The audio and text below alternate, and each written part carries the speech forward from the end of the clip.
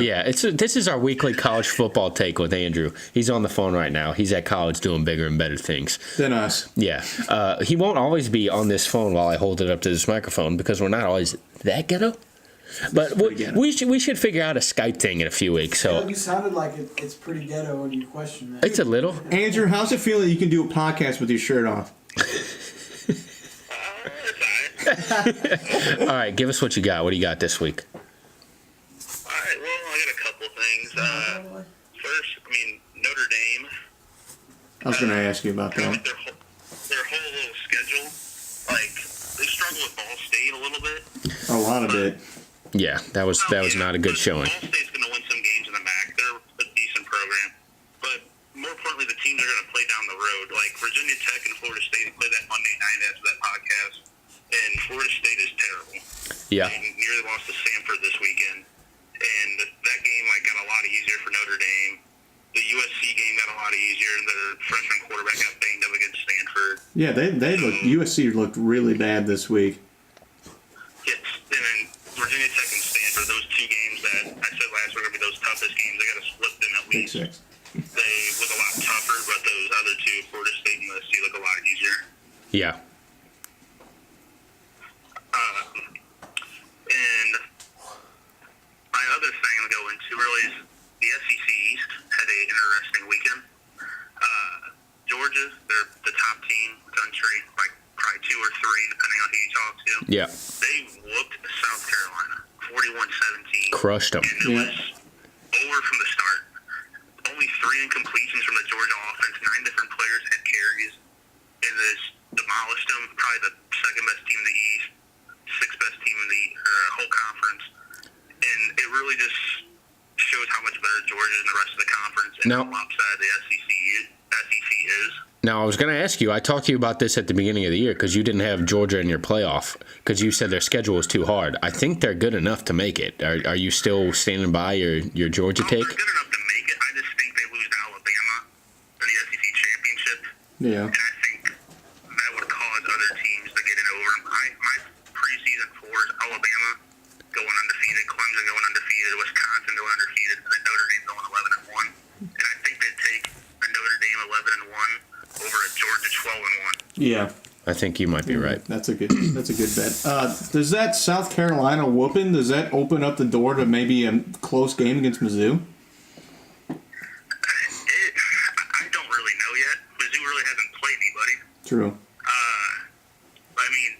They gave them the best game last year in the East. Take that from that what you want. They still lost by 30 nearly, but they did give them the best game in the whole division. And really, they're the only other team in this division that can give them a chance. I don't think Kentucky can do it, even though they just beat Florida. Kentucky knocked off Florida. Where's Kentucky even at? Kentucky knocks off Florida for I can't point that shit out. And then another big win over the weekend. Kansas won its first road game since 2009. 2009. What the? They opened as 3-point home favorites this weekend. What? Who are they playing? Rutgers, who just lost by Kentucky. 50 to Ohio State. Oh my God. One of the worst games of the weekend.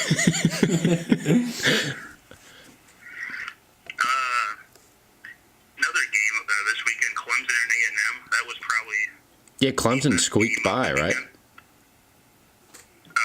on. What did you say? Clemson squeaked by, right? Yeah, they squeaked by. A&M looks like they got a good program this year. What's your predictions on that?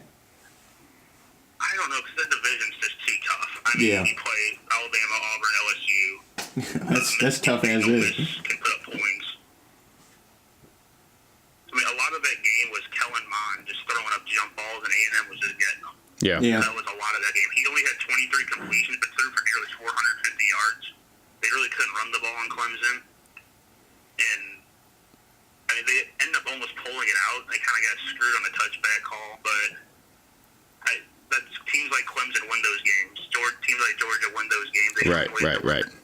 That's why those teams stay in the top 10, and teams like Texas A&M, they fall. Yeah, they're held to a higher regard. Stronger opponent. I want to go back on that ND game. Do you think that Notre Dame can really make the playoffs if Wimbush? I mean, Wimbush looked Wimbush bad. was bad. That was bad. Do you think they eventually either just go with Book, or do you think they can still make an 11-1 team out of Wimbush?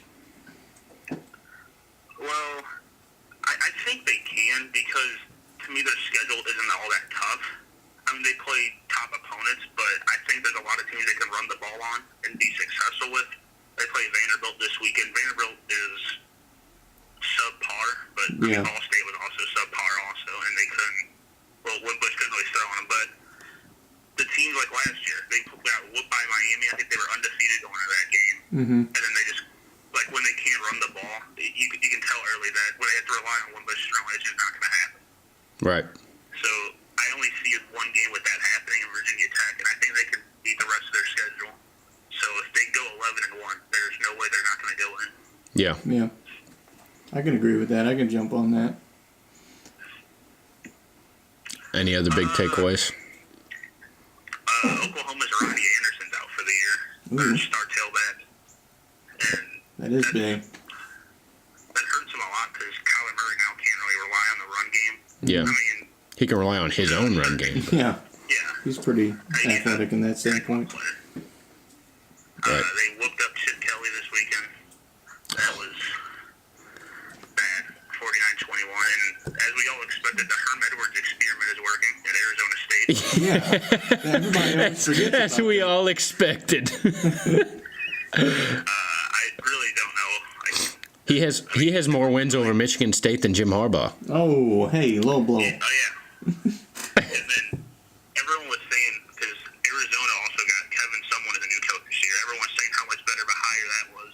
Well, Kevin Someone played Houston this weekend, and they were down 31-0 in the second quarter. They ended up playing 45-18. Oh, man. The best running quarterback, Khalil Tate, in the country, to a pocket passer, and it's just no fun.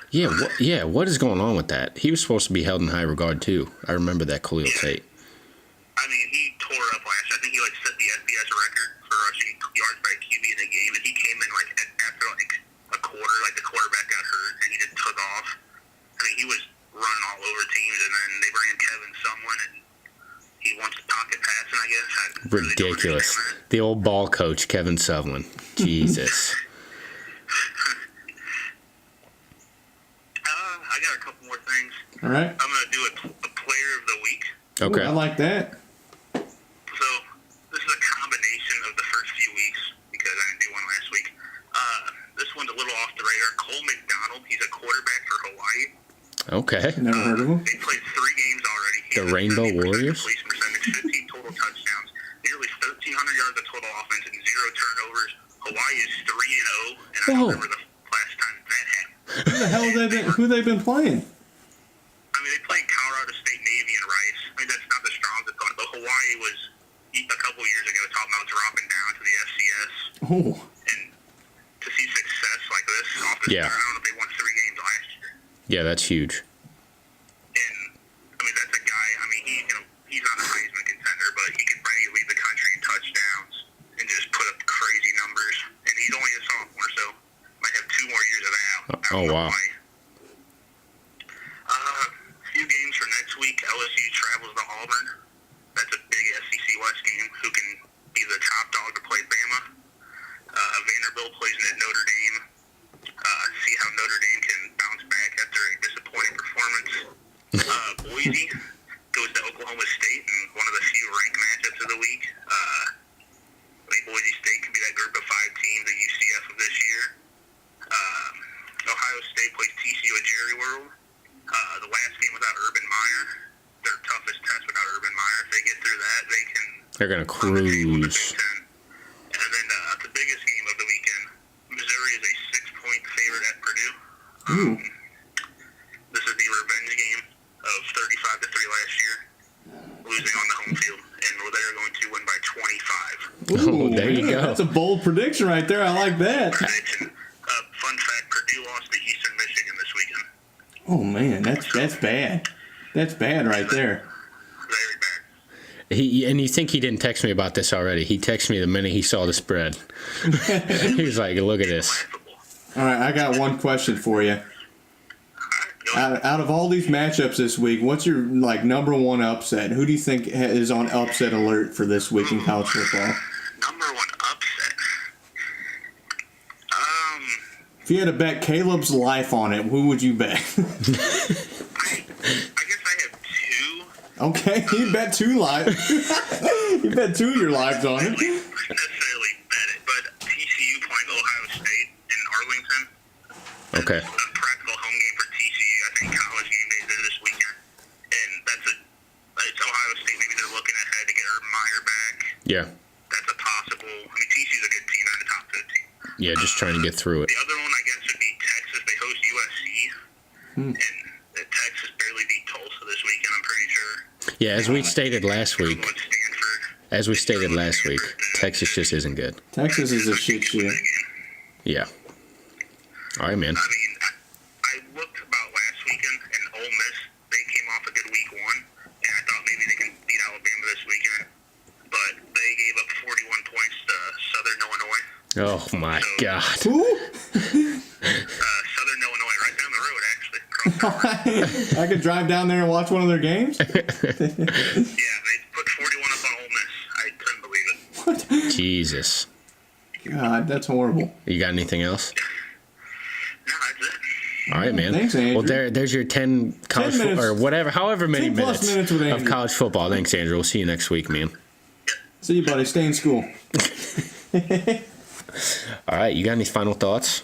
Yeah, I got one. Big shout out to the big tight end on the Chargers, Antonio Gates. Got touchdown number 1 in game number 1. The OG big dog? The OG big dog. I love Antonio Gates. He was actually a basketball standout, but he chose football instead. He's old as hell, and he went out there and did he catch a touchdown or was it a 2-point conversion? 2-point Yeah, conversion. yeah, 2-point conversion. conversion, same thing. I'm glad that they used him though. It's good to see him on the sticking with the Chargers. So shout out to Antonio Gates. We already talked about one in the previous podcast. Rest in peace, Mac Miller. That screwed me up a little bit. More serious note there. But this one, we're going to talk some NBA, Chase. Okay. I don't know if you saw Do we have this. to extend it for another 20 minutes? No, it's just going to be a quick little think I might know what you're talking theory. about. Anthony Davis fired his agent. Okay. He's signing with Clutch. Okay. I saw you tweet this. I think. Do you know what that means? No, I don't know what Clutch is. Clutch is the organization ran by Maverick Carter, who is LeBron's best friend. And LeBron says he doesn't own stakes in this, but he kind of shows up with all their clients everywhere. Don't ruin my life. Look out. I'm telling you right now. Look out for Anthony Davis to the Lakers rumors starting. And I would not be surprised if it happens within 2 years. What? No. Anthony Don't ruin Davis my to the life. Lakers. You know why the Lakers have Kentavious Caldwell-Pope? Because he's a Clutch client. That was a favor to LeBron. I promise you. That dude, They had Caldwell Pope last year. That's why I they have know. him. They signed him 1 year, $20 million deal. It's a conspiracy theory. 1 year? bullshit. Why Listen. don't you get your aluminum hat and go stand on top of the roof and jump off or Dude. something? Go talk to aliens. I don't want to hear this conspiracy theory bullshit. It's not going to be a conspiracy theory. Anthony Davis to the Lakers is a real thing. Also, LeBron James is secretly a woman. It's a real thing. That's all I got. Spread the word. Good stuff. Spread it.